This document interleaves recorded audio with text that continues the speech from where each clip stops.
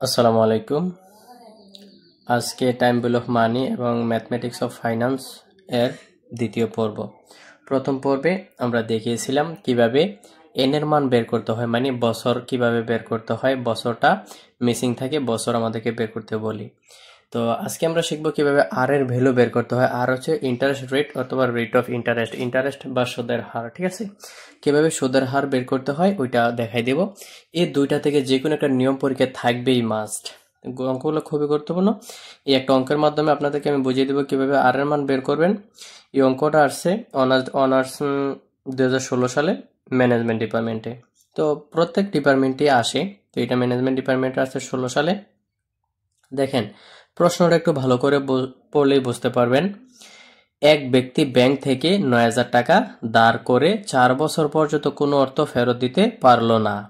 অতঃপর ব্যাংক তার নিকট 11,250 টাকা দাবি করল। ধার করা অর্থের ওপর তাকে বার্ষিক শতকরা কত টাকা হারে চক্রবৃদ্ধি সুদ দিতে হয়েছিল?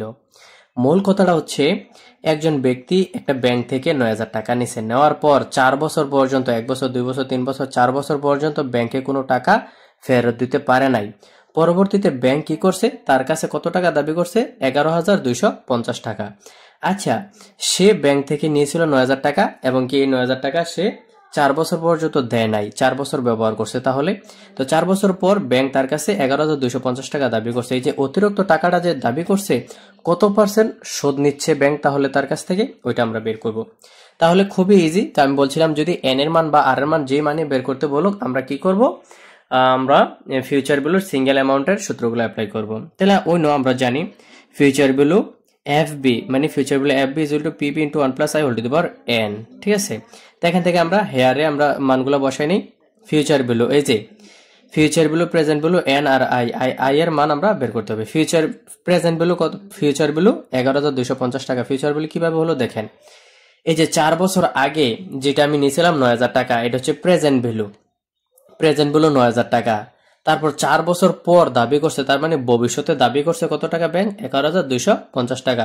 এটা হচ্ছে ফিউচার ভ্যালু 11,250 টাকা। তারপর এন, নাম্বার অফ ইয়ার, কত বছর এটা ব্যবহার করছে বা রাখছে? 4 বছর। আর আই, ইন্টারেস্ট রেট, কত পার্সেন্ট হারে চক্রবৃদ্ধি সুদ দিতে হয়েছিল বা ব্যাংক নিয়েছিল, এটা আমরা জানি না, এটা বের করব। যেহেতু আমরা ভ্যালুগুলো পেয়ে গেছি, খুব ইজিতে এখন বের করতে পারবো। তো আমরা সূত্র বসালাম, F B is equal to PB into 1 plus I whole to the power N. Future value হচ্ছে 11,250 টাকা, তারপর হচ্ছে ইকুয়াল পিবি হচ্ছে 9,000 টাকা, 1 হচ্ছে সূত্রে প্লাস আই এর মান আমরা জানি না, আর এন এর মান হচ্ছে হোল টু দি পাওয়ার 4, ঠিক আছে। তারপর এই যে এই পাশে আছে 11,250 টাকা আর এই পাশে 9,000 টাকা, এটার সাথে গুণ আছে, বাম পাশে নিয়ে গেলে ভাগ হবে। তাইলে 11,250 ভাগ 9,000 equal 1 plus I whole to the power 4। তারপর এই 11,250 টাকাকে যদি আমরা 9,000 টাকা দিয়ে ভাগ করি, তাহলে পাবো 1.25 equal 1 plus I whole to the power 4। এখন এখানে দেখেন, এখানে আমাদের কাজ শেষ, এখানে এখন তেমন কিছু করা যাবে না। পরবর্তী লাইনে আমরা কি করবো, লগ কমন নিব, উভয় পাশে লগ কমন নিব, এই পাশেও লগ কমন নিলাম, এই পাশে লগ কমন নিলাম। কিন্তু লগ কমন নেওয়ার পূর্বে তারা কি করছে, একটা লাইন এখানে মিনিমাইজ করে দিছে।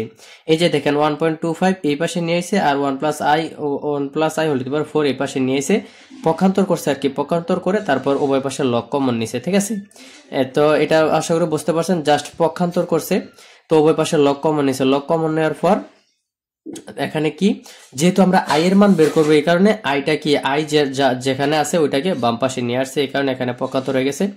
আচ্ছা, এই যে লগ কমন নেওয়ার পর আমরা জানি যে যদি কোনো পাওয়ার থাকে, এটা লগের সামনে আমরা নিয়ে আসি। তাইলে এই যে 4 পাওয়ার ছিল না, উপর হোল টু দি পাওয়ার 4 ছিল, এটা আমরা লগের সামনে নিয়ে আসলাম। 4 log 1 plus I whole to the power 4 কিন্তু আমরা লগের সামনে নিয়ে গেছি।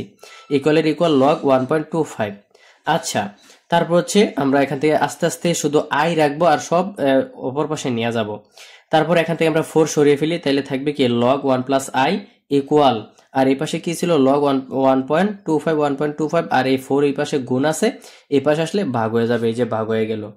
তারপর দেখেন লগ 1 প্লাস আই ইকুয়াল, এই যে লগ, ক্যালকুলেটরে যদি লগ চাইপা 1.25 চাপেন, এই ভ্যালুটা আসবে। এই ভ্যালুকে যদি আমরা 4 দ্বারা ভাগ করি, তাহলে আমরা কি পাবো, 4 দ্বারা ভাগ করলে যে 0.0242 পাবো, ঠিক আছে।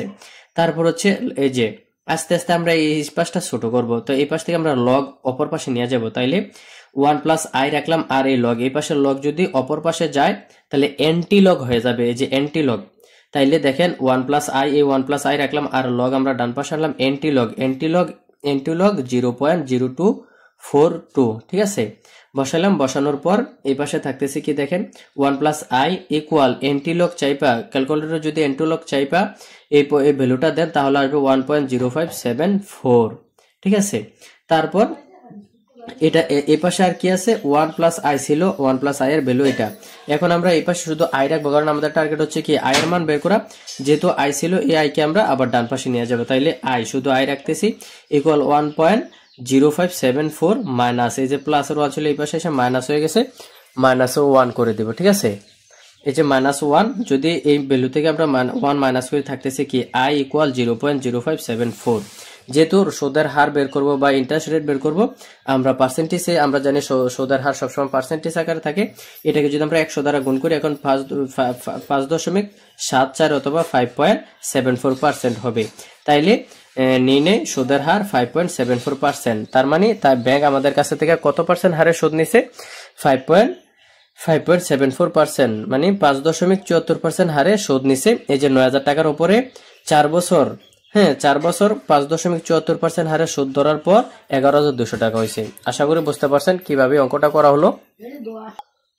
অনেকের একটা প্রশ্ন থাকতে পারে যে এন্টিলগ কিভাবে করবেন, এন্টিলগের ভ্যালুটা কিভাবে বের করবেন আমি বলে দিচ্ছি। এন্টিলগ আসবে শিফট, তারপর লগ চাপলে এন্টিলগের ভ্যালু আসবে। এন্টিলগের ভ্যালুর সাথে এই ভ্যালুটা আমরা উঠাই দেব কি, এই ভ্যালুটা হচ্ছে কি 0. এই যে ভ্যালুটা আমি উঠাই 0.0242 চাপলে আমাদের এখানে হয়ে গেছে কি 1.0573। দেখছেন এন্টিলগ কিভাবে কাউন্ট করলাম? এন্টিলগ হচ্ছে শিফট চাপার পর লগ চাপবেন, তাহলে এন্টিলগ হয়ে যাবে। তাই আশা করি অঙ্কটা বুঝতে পারছেন।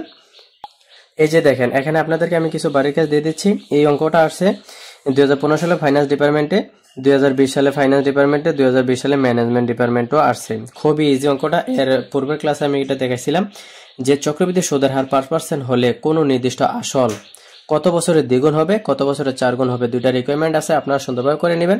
যেহেতু এখানে কোনো ভ্যালু নেই, আমরা প্রেজেন্ট ভ্যালু একটা অ্যামাউন্ট ধরে নেব। আর প্রথম রিকোয়ারমেন্টে বলছে দ্বিগুণ, তাইলে 100 টাকা ধরলে দ্বিগুণ হবে 200 টাকা ফিউচার ভ্যালু। আর দ্বিতীয় রিকোয়ারমেন্টে বলছে 4 গুণ, তাইলে প্রেজেন্ট ভ্যালু 100 টাকা হলে ফিউচার ভ্যালু 4 গুণে কত 400 টাকা হবে। এই অঙ্কটা আপনারা করে নেবেন। তো আজকের ক্লাস আমরা এখানেই শেষ করতে পারি। আমরা দুইটা ক্লাসে এন এর মান কিভাবে বের করতে হয় এবং কি আর এর মান কিভাবে বের করতে হয় দেখিয়ে দিলাম। পরবর্তী ক্লাসে আবার অন্যান্য নিয়মগুলো শিখিয়ে দিব।